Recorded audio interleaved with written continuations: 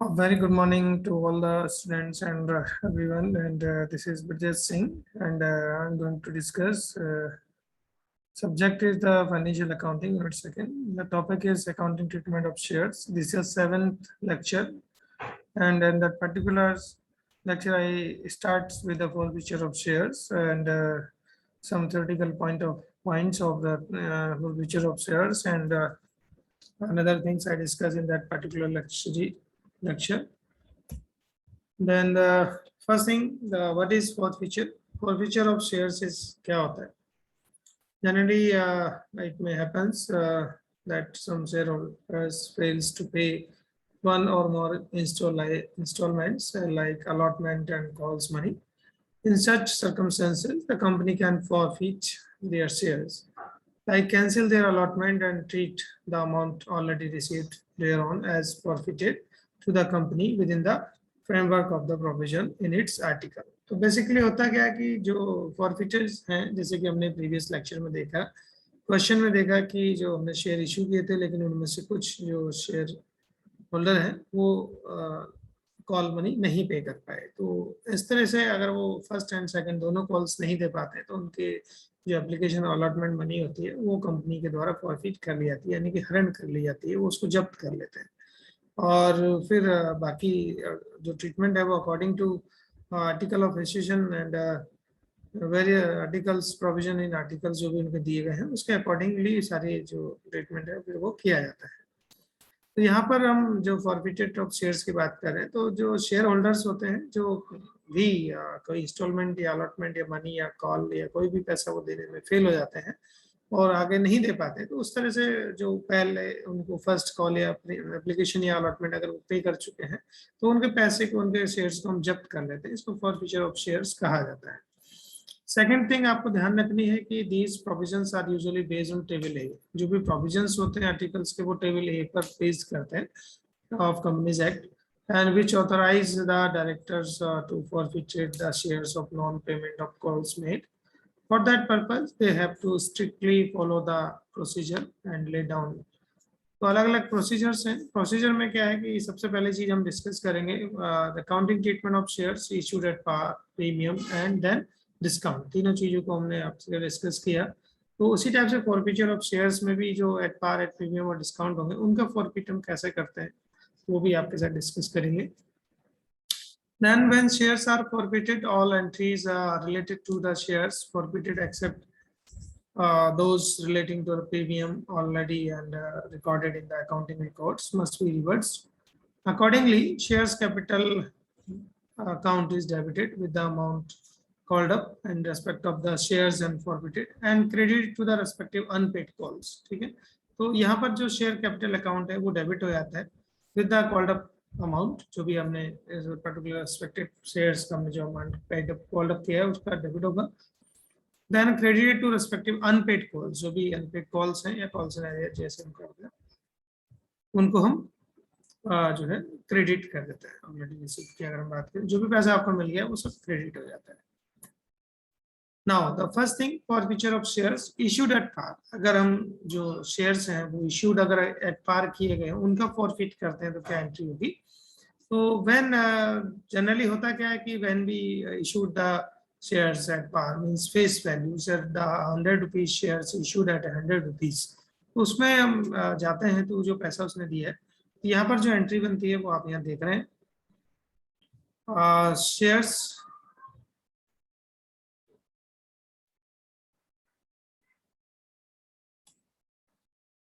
Share capital account called up amount जिसको हम कह रहे हैं, शेयर कैपिटल अकाउंट डेबिट हो जाएगा to share forfeited account paid up amount, जो भी पेड किया है वो फॉरफिट चीज हमने किया है, to share allotment, to share calls individually अगर किसी व्यक्ति का है तो टू शेयर इन कॉल्स आ जाएगा। जो भी पैसा आपने फॉरफिट किया है तो जो पैसा अलॉटमेंट का था ये कॉल्स का है, जो आना है वो आएगा, बाकी का जिसको हमने फॉरफिट किया वो हम फॉरफिट कर लेंगे। तो ये जो एंट्री है वो हम कर सकते हैं। यहाँ being the shares forfeited for non-payment of allotment, money and calls made, जो भी कॉल्स हमने की वो पैसा नहीं मिला तो हम उसको हम फॉरफिट कर रहे हैं, तो फॉरफिट करने की एंट्री आपकी बनेगी। बाकी एंट्रियां सेम रहेंगी, जैसे जो भी एप्लीकेशन मनी आती है, अलॉटमेंट मनी आती है, वो सब एंट्रीज बाकी सेम रहेंगी, उसमें कोई चेंज नहीं होगा। बट जो फॉरफिटेड है होगा उसको हम केवल ये एंट्री को चेंज करेंगे। यहाँ पर एंटर करेंगे। Balance of share forfeited account is also shown in addition to the total paid up capital of company under the head share capital. ठीक है, जो भी बैलेंस ऑफ फॉरफिटेड शेयर है अकाउंट है उसको हम total paid up capital of a company जो है शेयर कैपिटल के अंदर में कर देंगे under the equity and liabilities and the balance sheet till forfeited share are reissued. जब तक कि कंपनी जो है इनको री इशूड नहीं करती तो ये इक्विटी एंड लायबिलिटीज में हमारे ये पैसा पड़ा रहेगा। और ये भी ध्यान रखना आपको, it may be noted that when the shares are forfeited all entries relating to forfeited share must be reverse करेंगे except the entries relating to share premium received. Share premium को रिवर्स नहीं करते हैं, बाकी को रिवर्स कर देते हैं। Accordingly the shares capital is debited to the extent of called up capital credit to the respective unpaid amount and calls in arrear. Then second thing is share forfeited account with the amount of already received on shares। ये चीज आपको ध्यान रखनी है। दूसरा जो discussion है वो है आपका four feature of shares issued at premium. जो हम शेयर्स प्रीमियम पे इशू कर देते हैं उनके साथ हम क्या ट्रीटमेंट करते हैं।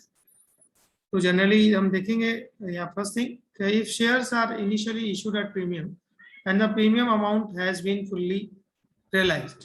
ठीक है, जो भी हम पेमेंट प्रीमियम पे इशू करते हैं फिर जो पैसा है आपका वो फुल्ली रियलाइज हो जाता है।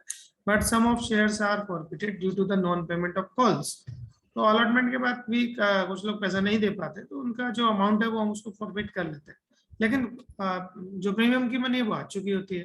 तो accounting for treatment of forfeited shares will be same pattern as in case of share issued at par. वो भी यहाँ पर भी वैसा ही रहता है, लेकिन इंपॉर्टेंट पॉइंट ये है कि in this context that the securities premium amount जो सिक्योरिटी प्रीमियम अकाउंट होगा is not to be debited. इसको डेबिट नहीं करना है, बाकी जो बैलेंस होगा उसको हम डेबिट कर सकते हैं at the time of forfeited of if the premium has been received. ठीक है, then in respect of the forfeited shares and the amount of forfeited shall be excluded the premium amount. तो premium amount को यहाँ से exclude कर देंगे तो जो भी फॉरफिटेड शेयर है। In case however if the premium amount has not been received, अगर प्रीमियम आपको नहीं मिला है then either wholly or partly in respect of this share forfeited security premium account will also be debited.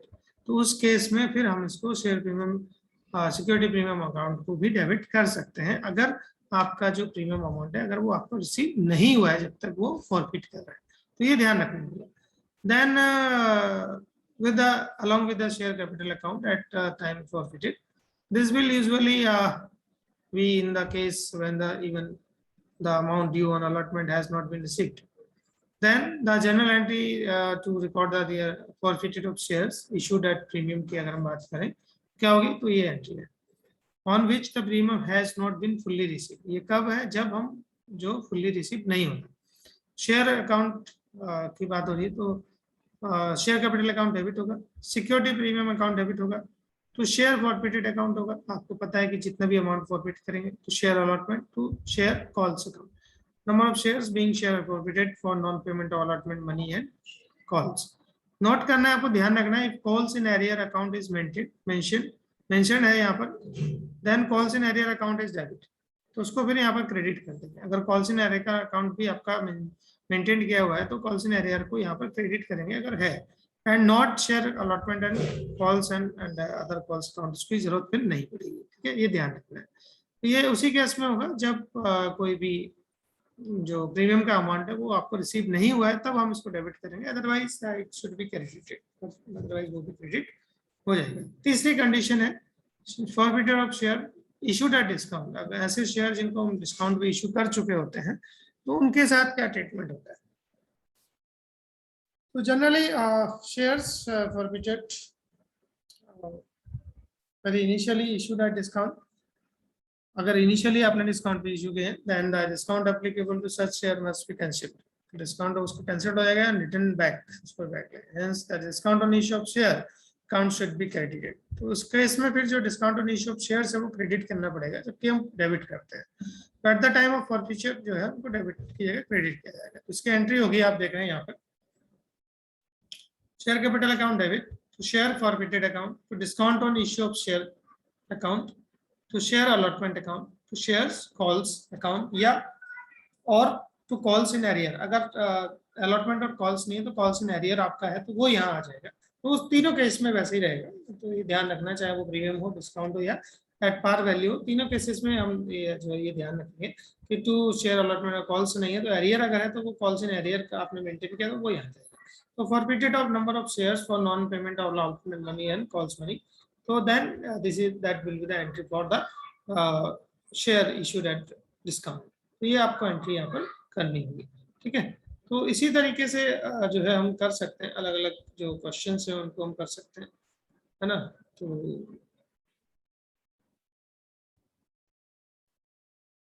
तो let's take an example. अब यहाँ देखेंगे ये क्वेश्चंस जो है आपका यहाँ आपको दिख रहा है कि Honda limited issued 10,000 equity shares of 100 each, payable as follows: 20 rupees on application, rupees 30 on allotment, rupees 20 on first call, and rupees 30 on first, second, and final call. 10,000 shares were applied for the allotment. 10,000 shares थे, उनके सब allotment हो गया. All money due was received. सारा पैसा आपको मिल गया with exception of both calls, दोनों कॉल्स का 300 शेयर हेल्ड बाय सुपीरियर, एक सुपीरियर शेयर होल्डर है जिसने 300 शेयर्स उसने लिए थे, इनका जो पैसा है वो नहीं मिला, बहुत कॉल्स, दोनों कॉल्स का पैसा। दीज शेयर्स वर फॉरफिटेड, फिर इन शेयर्स को हमने फॉरफिट कर लिया। Give the necessary general entries, तो इसके लिए जनरल एंट्री आपको बनानी है। तो इसमें कुछ नहीं है, आपने करना क्या है, Honda limited account general entries आप करेंगे। तो पहली जो एंट्रीज होंगी वो एप्लीकेशन के अलॉटमेंट की, वो सब वैसे ही रहेंगी, सेम एंट्रीज होंगी, उसमें कोई चेंज नहीं आएगा। यहाँ पर आप देख सकते हैं। तो bank account debit to share application account 2 lakh rupees है। तो 10,000 application money on 10,000 share of ₹20 per share received, ठीक है। Then application money account to share capital, जो पैसा है application money that will be transfer to share capital 2 lakh and 2 lakh. Then allotment due, share allotment account debit to share capital account, money due on allotment of ₹10,000 share of ₹30 per share, तो 3 लाख आपका ही हो गया। Then bank account debit, allotment का पैसा भी आपको मिल गया, bank account debit to share allotment account 3 lakh ये पैसा भी आपको मिल जाता है। Allotment money receive on 10,000 share at the rate ₹30 per share, तो ये आपको मिल गया। अब जो है वो कॉल्स की बात आती है। अब क्या हुआ, फर्स्ट आप देख रहे हैं share first calls account 2 lakh, share capital account 2 lakh, आपका 10,020, ये आपने फर्स्ट कॉल जो है ड्यू कर दिया, ठीक है। अब सेकंड जो फर्स्ट कॉल ड्यू होने के बाद क्या होगा, bank account debit to share first call, जो पैसा है वो आपको मिलेगा, कितना मिलेगा, 300 शेयर्स का पैसा आपको नहीं मिला है तो उसको निकाल देंगे। 300 आप करेंगे तो 6,000 रुपीज आपका नहीं मिला, तो कितना पैसा मिला, 1,90,000। 2 लाख माइनस 6,000 करेंगे तो 1,90,000 आपको यहाँ पर मिल जाएगा। क्यों ऐसा क्यों कर रहे हैं, क्योंकि आपका जो पैसा है वो कितना है, 2 लाख रुपीज है। कितना है, 10,020 के हिसाब से आपने कॉल्स मांगी थी 2 लाख रुपए की, लेकिन आपको मिला कितना, केवल जो है वो मिला आपको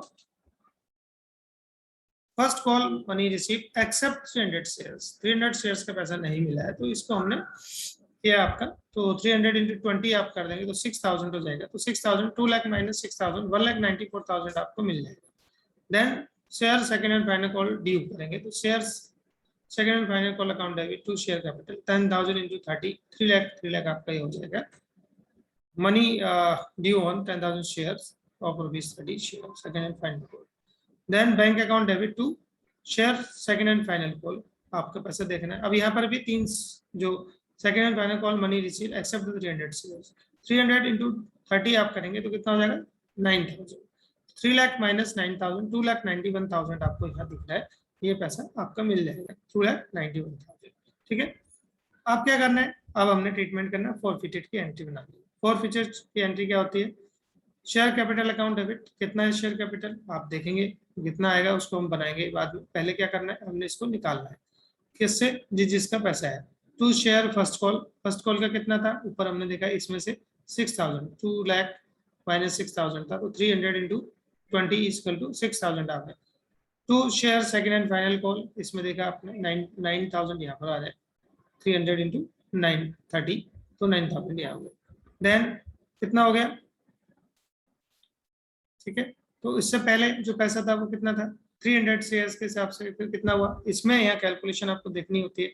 एक्चुअली जो पैसा है वो यहाँ पर आप देखेंगे जो एप्लीकेशन मनी कितने की है, एप्लीकेशन 20 रुपीज की है और अलॉटमेंट कितना 30 का। ये पैसा आपने 300 के हिसाब से 20 + 30 कितना हो गया 50 रुपीज। 50 रुपीज के हिसाब से आपने क्या करा, वो 300 शेयर्स का जो है वो पैसा प्रॉफिट कर लिया। ठीक है, जो हमने यहाँ लिखा है 2 शेयर्स फॉरफिटेड अकाउंट, 300 शेयर्स वर फॉरफिटेड। तो यहाँ पर हम जो है वो कैलकुलेट अगर करके दिखाएं तो आपको ये हो जाएगा आपका यहाँ 300 इंटू आप करेंगे 50 रुपीज। 50 क्यों करेंगे, क्योंकि जो पैसा है 50 रुपीज वो किसका है, एप्लीकेशन मनी और इसका है। तो इसके हिसाब से आपका जो अमाउंट है वो 15,000 आपका यहाँ पर आ जाता है। तो जो 15,000 रुपीज है वो आपको यहाँ दिखेगा 15,000।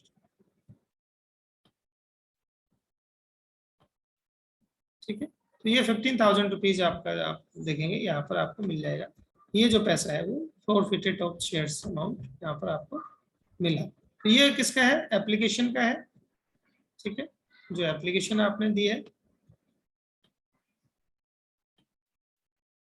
एप्लीकेशन मनी कितने की है, 20 रुपीज की है। और फिर दूसरा क्या है, अलॉटमेंट है।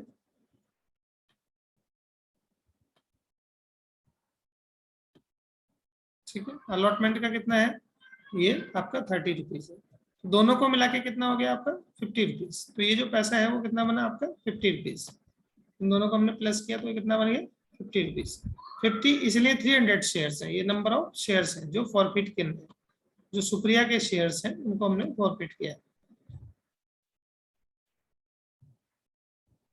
ठीक है, जो सुप्रिया के शेयर्स है 300 और ये एट द रेट ऑफ ₹50, तो 15,000। तो ये आप देख रहे हैं यहाँ पर, तो 15,000 हो गया। तो शेयर कैपिटल कितना हो गया 30,000। 6,000 + 9,000 15,000, 50,000 + 15,000 इट इज 30,000। तो share capital account debit 30,000, share first call कितना 6,000। यहाँ कर आप डिफरेंस देखें तो ये जो डिफरेंस है आपका यहाँ से निकलेगा, एक डिफरेंस जो है आपका 9,000 यहाँ से आएगा। तो यहाँ पर आपका 6,000 जो था वो बैलेंस था और यहाँ पर जो था आपका वो 9,000 जो था वो बैलेंस था। तो इस तरीके से जो पैसा है 6,000 और 9,000 वो यहाँ पर आपको यहाँ से उठाना है।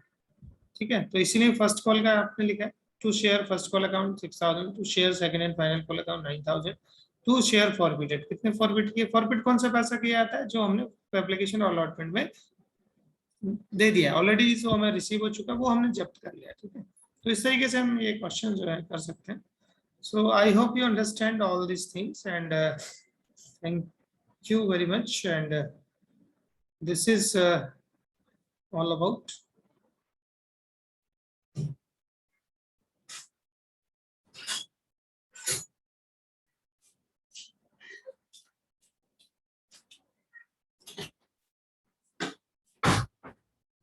मम्मी अंदर है।